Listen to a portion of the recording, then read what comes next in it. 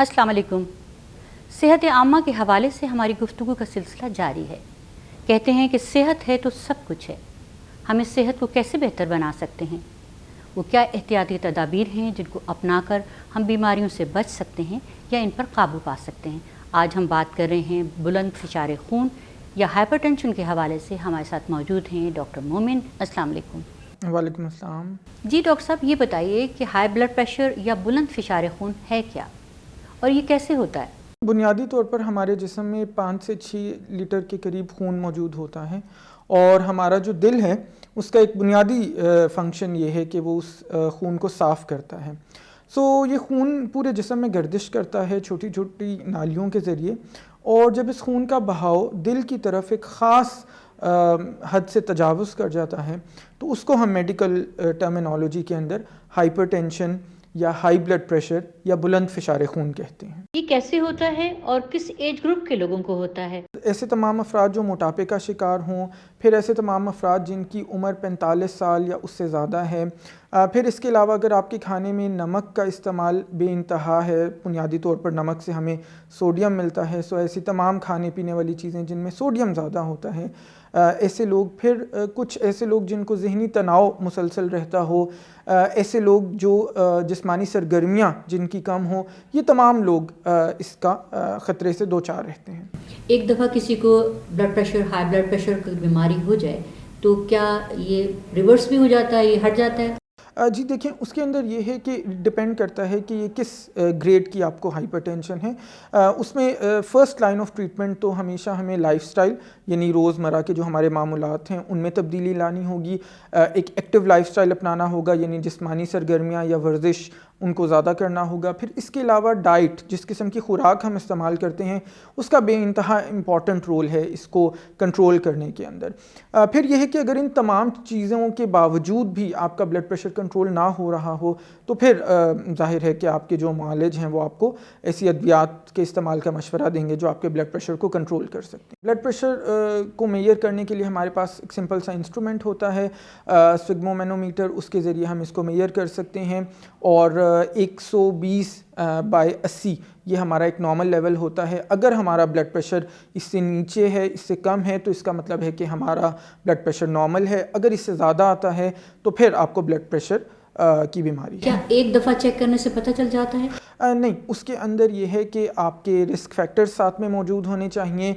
कभी कभार ये होता है कि सिर्फ कोई एक ख़ास वजह होती है जिसकी वजह से आपको कोई स्ट्रेस हो गया या कोई ज़हनी दबाव हो गया, तो उसकी वजह से आपका किसी एक ख़ास वजह से किसी एक ख़ास दिन ब्लड प्रेशर बढ़ा हुआ है, तो उसको हम ये नहीं कह सकते कि इस इंसान को ब्लड प्रेशर लाहक हो गया है या ये बीमारी हो गई है।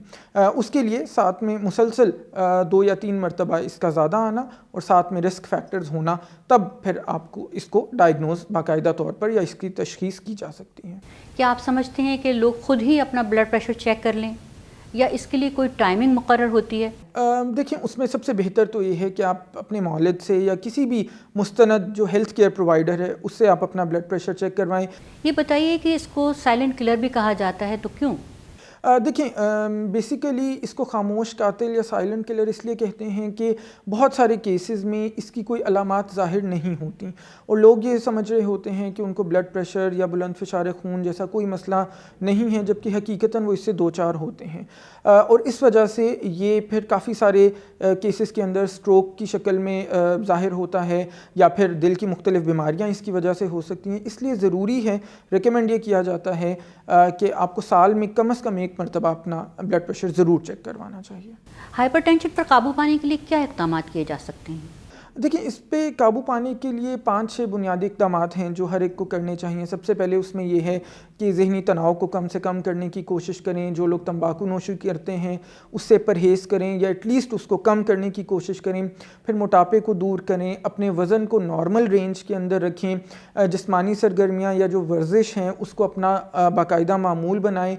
और इसके अलावा खाने में नमक का जो इस्तेमाल है या सोडियम का जो इस्तेमाल है उसको कम से कम करें। उसके लिए हम एक ख़ास किस्म की डाइट भी सजेस्ट करते हैं जिसको डैश डाइट कहा जाता है, यानी dietary approaches to stop hypertension.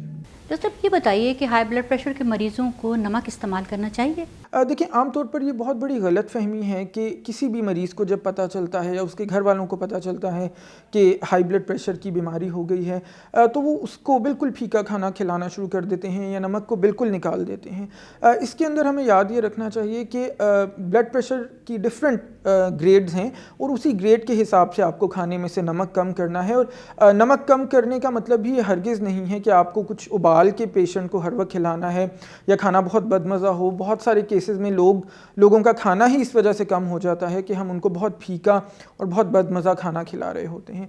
तो उसके लिए बड़ा सादा सा असूल ये है कि आलमी इदारा सेहत के मुताबिक एक आम जो तंदुरुस्त आदमी है उसको दिन में ज़्यादा से ज़्यादा 1 टीस्पून नमक इस्तेमाल करना चाहिए। और जो ब्लड प्रेशर जिसको है वो ज़ाहिर है उससे भी कम इस्तेमाल करें।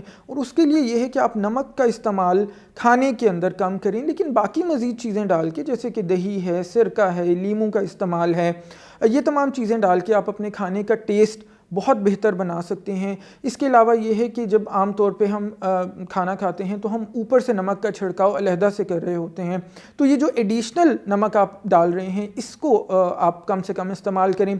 फिर इसके अलावा ये है कि ये सिर्फ नमक की ही बात नहीं है, बल्कि बहुत सारा खाना जो आजकल हम जंक फूड की शक्ल में खा रहे हैं, प्रोसेस्ड फूड की शक्ल में खा रहे हैं, उसके अंदर सोडियम बेइंतहा शामिल है। मिसाल के तौर पे इंस्टेंट नूडल्स हैं, इनकी बात करते हैं, ये हमारे घरों में बड़े भी खा रहे होते हैं आजकल।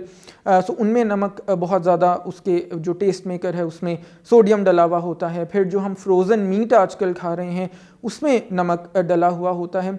कैंड फूड जो हम खाते हैं उसमें काफ़ी ज़्यादा नमक डला हुआ होता है। फिर इसी तरह बेकरी की अशिया कंज्यूम करने का जो ट्रेंड है वो बहुत बढ़ गया है, उनमें नमक काफ़ी ज़्यादा मिकदार में इस्तेमाल होता है।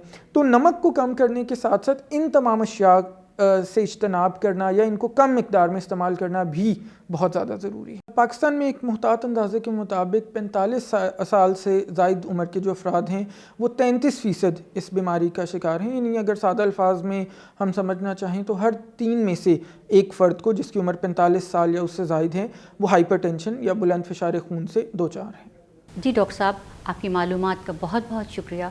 हम ये समझते हैं कि हमारी मालूमात से अगर चंद लोगों को भी फ़ायदा पहुँच जाए तो हम अपने मकसद में कामयाब हो गए।